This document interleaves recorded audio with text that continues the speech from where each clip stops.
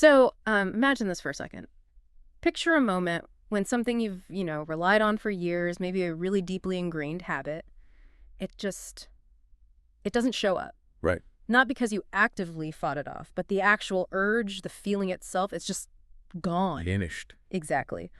What happens then in that silence, Mm-hmm. that's what we're diving into today, this really profound, often unseen territory, the emotional landscape, the identity shifts that happen during big personal transformations. And it's so much more than just the numbers on a scale, isn't it? Absolutely. It's about these deep shifts inside, especially, when that physical hunger starts to fade, maybe with something like semaglutide and these other deeper hungers, Yep. they come into focus.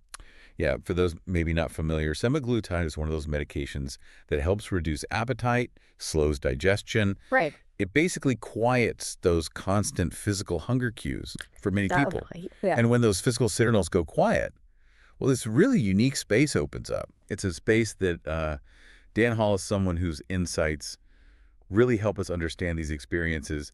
He calls it the quiet window. The quiet window. I like Yeah. that.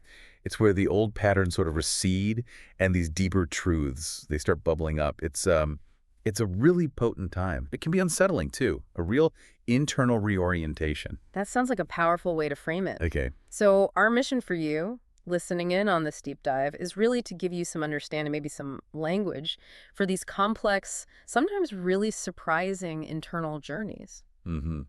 Help you recognize them, maybe in yourself, maybe in others. Exactly. So let's get into it. What does this actually look like for someone? Let's start with Kate's experience. Okay. So Kate's story, she's 46, a mother. She's started taking semaglutide. She's about 2 months in, Right. 7 pounds down, which is great. Minimal side effects, blood sugar's improving. On paper, everything looks like it's going exactly according to plan. Textbook. Yeah. Yeah. But the really striking thing for her wasn't just the weight coming off. It was a specific food craving that just didn't arrive one day. And for Kate, food wasn't just fuel. For decades, it was like her emotional compass. Explain that a bit. Well, she knew her hunger rhythms intimately. Like an afternoon slump always meant chips, loneliness, usually bread, celebrating something, feeling joy. Cake, definitely cake. Because, if you didn't sweeten the joy, maybe it wouldn't stick around. Wow.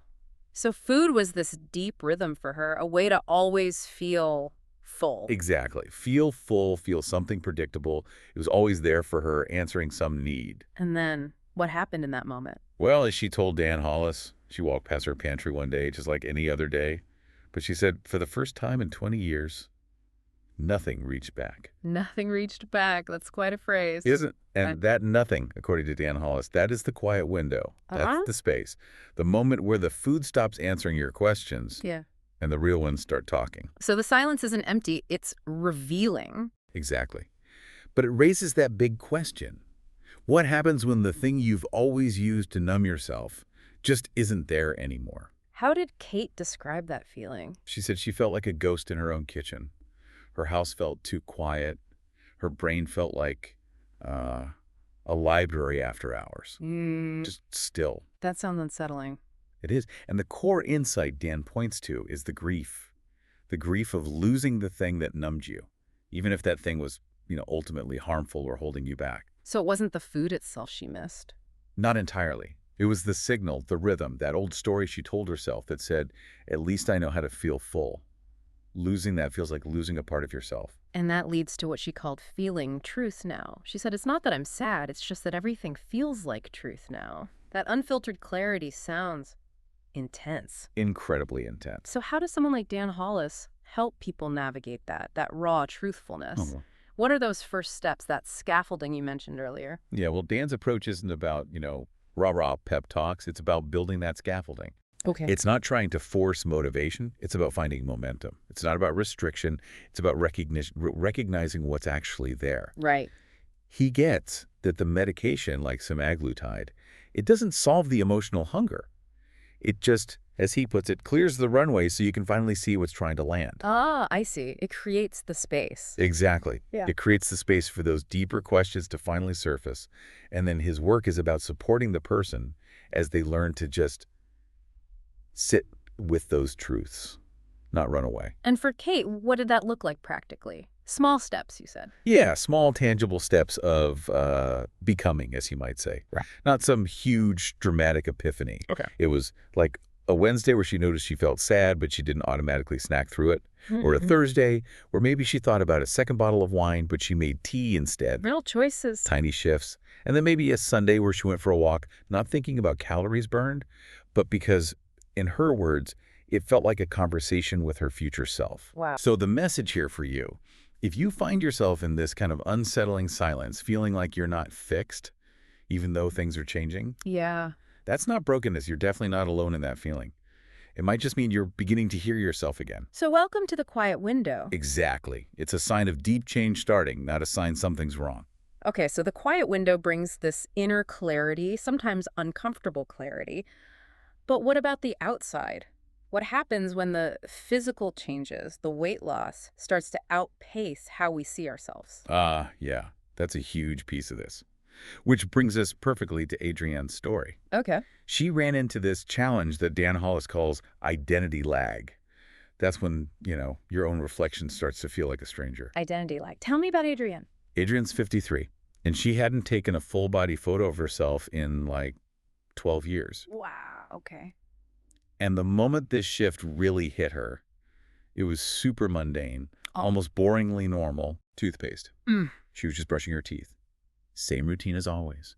She looked up in the mirror and just didn't recognize the woman looking back. Didn't recognize her. Her face was thinner, yes. Yeah. The lines were sharper. Her eyes looked, as she put it, older and newer at the same time. She knew, logically, it was her reflection.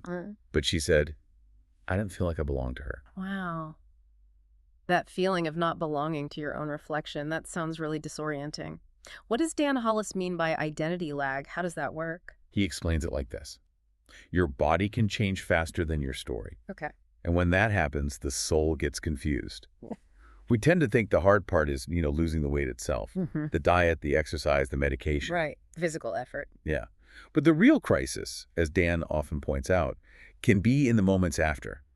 When the physical hunger fades, when those old rituals dissolve, when the protective armor of extra weight drops, Yeah. and you're just left standing there, unrecognizable, even to yourself. So Adrienne wasn't necessarily mourning the lost pounds themselves? No, not really.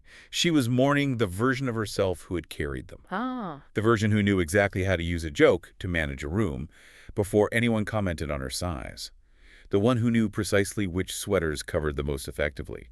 She told Dan I was good at being my old self. She knew how to navigate the world as that person. Exactly. And now she had, as she put it, a body in transition and a mind without a map. That sounds incredibly vulnerable. How does Dan approach guiding someone through that kind of almost existential loss? Well, first, he doesn't rush it. He really gets that the weight loss is just the clearing. The becoming takes longer. The becoming takes longer. Yeah. So their work together wasn't really focused on pounds or inches anymore. It was focused on language, on rewriting the names of things. Rewriting names? Like what? Like maybe shame becomes memory, control shifts to curiosity, discipline evolves into alignment. It's about giving permission. Permission to grieve the old self, absolutely, and permission to start building something new piece by piece. So that permission piece sounds crucial for Adrienne, giving herself permission to just not know who she was for a bit. Totally. Permission to be awkward in that in-between phase. Yeah. Permission to build a new story without feeling like she had to, burn the old one completely down. So the mirror itself didn't change, but how she related to it, how she greeted her reflection, that started to shift. Precisely. She started standing there longer. Not searching for the familiar old self, but allowing herself to discover the new one emerging. That's powerful. So the takeaway here is, if your reflection feels like a stranger sometimes during a big transformation, you're not alone. You're not going crazy. You're just in the part of the story where you learn how to belong to yourself again. It's a process of reacquaintance. Exactly. A journey back to yourself in a new way. Okay, so these shifts are deep. They involve grief, identity lag. Sounds like a lot. And with big changes often come setbacks, right? Moments where maybe old habits creep back in. It's so easy to see those as failures. Oh, absolutely. That's a huge hurdle for people. So how does Dan Hollis help people reframe those moments? You mentioned he sees them not as failures, but as signals. Yes, and this is such a core part of his teaching. It's profound, really. He says, most people don't relapse into hunger. They relapsed into confusion. Into confusion, okay. He teaches that setbacks aren't something to be ashamed of. They're predictable. They're actually normal. They're just moments when the body and the brain are trying to recalibrate. They're signals that you're human, not that you're lazy or lack willpower. That's such a massive shift from how we usually talk about, falling off the wagon. Completely. It takes the shame out of it. So if progress isn't just a straight line upwards, what kind of picture or metaphor does Dan use instead? He loves the analogy of a spiral staircase. Okay, it's a spiral staircase. Yeah. Sometimes when you're on it, it feels like you're just going in circles, right? You pass the same view again, but you're actually climbing. You're moving upwards, just seeing things from a slightly different perspective each time around. I like that. It accounts for that feeling of repetition without meaning stagnation. Exactly. And it also connects to pacing. He really emphasizes that fast results don't mean lasting results. Pacing is actually a form of protection. So when someone hits a plateau, for instance? They often freak out, think the medication stopped working or they failed. But Dan reframes it. No, that's often your body catching up. That's your metabolism asking for grace. Asking for grace. That's a kinder way to think about it. Much kinder. And same thing when old cravings pop up. It's not necessarily weakness resurfacing. He calls it memory. Memory. Yeah, like a neural pathway just lighting up again, almost asking, hey, does this still matter? And the difference now is you have the space, perhaps thanks to the quiet window, to answer differently. Okay, so the body changes quickly, the physical stuff can happen fast, but the identity part lags behind. How deeply connected are setbacks to that identity piece? Is it always playing catch up? Oh, absolutely connected. Remember, your body changes fast. Your identity takes time to catch up. So often, a setback isn't really about the food or the medication failing.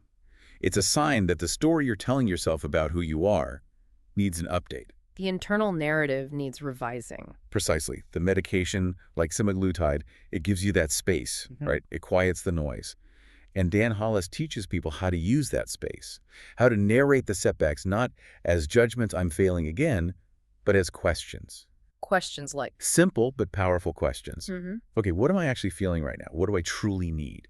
Who's the person I want to become in this moment? turning judgment into curiosity. Yes. So, bottom line, a setback in your journey doesn't mean you're losing. It very often means you're learning. You're finding new ways forward. Okay, so as we kind of wrap up this deep dive today, it's just so clear that this kind of transformation, especially when medication is involved, it goes so far beyond just the physical changes we see. Absolutely. It really uncovers these much deeper emotional landscapes, these profound shifts in identity. It's truly a journey of self-discovery, sometimes unexpected.